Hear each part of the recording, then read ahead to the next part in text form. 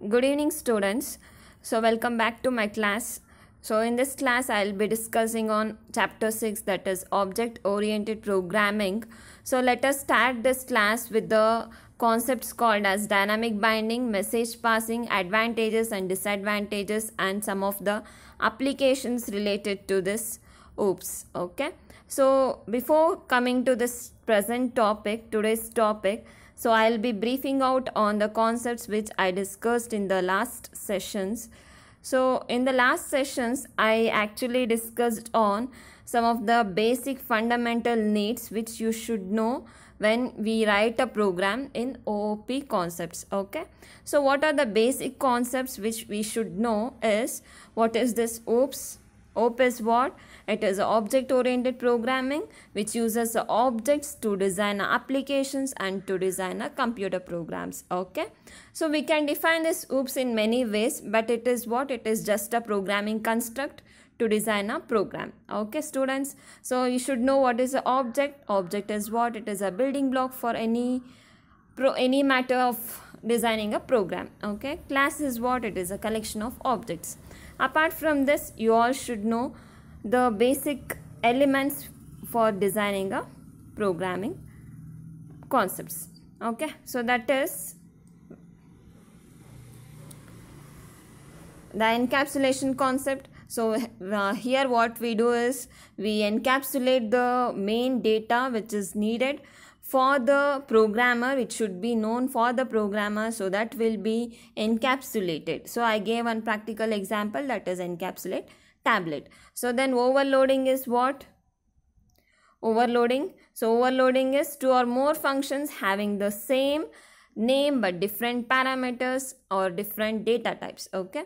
So then inheritance, I discussed. Inheritance means what? Inheriting the properties to the subclass from the base class, that is from the superclass. Okay. Okay, then what else we discussed? We discussed polymorphism. Is it right? Polymorphism means what? One object acting in many ways. Like poly means what? It is a many kind. Okay. So apart from this, we discussed some of we discussed abstraction. Abstraction in the sense we are hiding the data. So like how we hide the data, that is the programmer will hide the data, that is background will not be represented in the mobile phone, and we usually know how we access the keys or the icons in the mobile phone.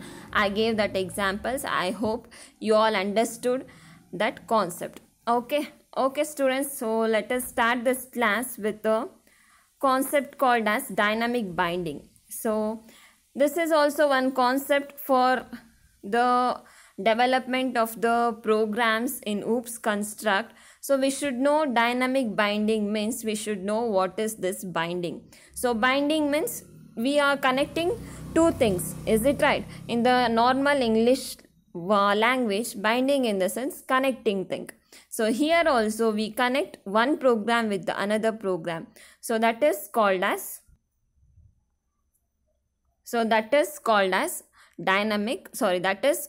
binding. So the definition for this dynamic binding is, it is a process of linking the procedure call to a specific sequence code at runtime. Okay. I'll repeat again. So dynamic binding in the sense it will happen at the runtime. So binding you all understood, right? So it is connecting two programs. One program with another program is called as binding. Dynamic binding means linking the procedure call to a sequence, okay, of a code or a method at runtime. Okay. So binding can happen at two ways. It can happen in two ways, that is static, or it is called as early binding. This will happen at the compilation time. Okay. So you all know while executing a C++ program or a C program, we have to compile the source code. So without that, we won't be getting output if you are having errors. So whatever the process happens there, that is static binding. So that is early binding. Wherever the process, the connection from one procedure to another procedure if it happens at the runtime. So it is called as dynamic binding. Okay, dear students. So I'll explain this with the example. Look at here. So consider two function names. So that is function 1 and function 2. So here function 1 is represented like this. Function definition is represented like this with one statement, and function 2 is represented with the one statement. So here you wanted to have, whenever the function 1 is calling, it will call this function 1 statement which is there. This statement will be executed. Whenever the function 2 is called, function 2 will be executing this statement. Okay, students. So here we are connecting one program to another program. Okay. So here I will be explaining this context in another example, that is making a pictorial representation. Here I will consider a geometry class and function as a draw. So this draw function can be accessed in two ways. So here a draw function can be accessed with a circle object to create a circle. Here the draw function can be accessed with a triangle object so that it can be create a triangle. Okay. So this is the process called as dynamic binding. So binding in the sense process of connecting one program to another program. So linking one procedure call to another set of sequence in another program. But it will take at runtime, means it is called as dynamic binding. If this process takes at compilation time, means it is a static binding. First itself it will happen, means it is called as early binding. If it happens late, means it is called as late binding. That is dynamic binding. Okay, students, I think you understood this concept. Okay, we shall move on to the next concept, that is message passing. So you all know what does a message passing in the sense, it is sending or receiving the information by the objects is known as message passing.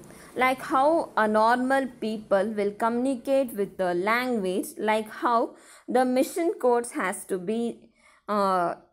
transfer the information in the sense, in the program we transfer this by the help of objects. So wherever we are having a objects, then we can pass the message to the content.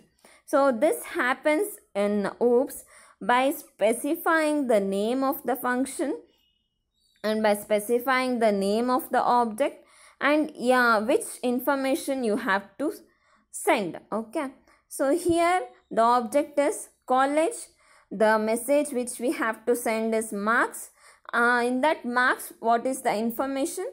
Information is result, whether the student has passed or whether the student has failed or whether the student is average.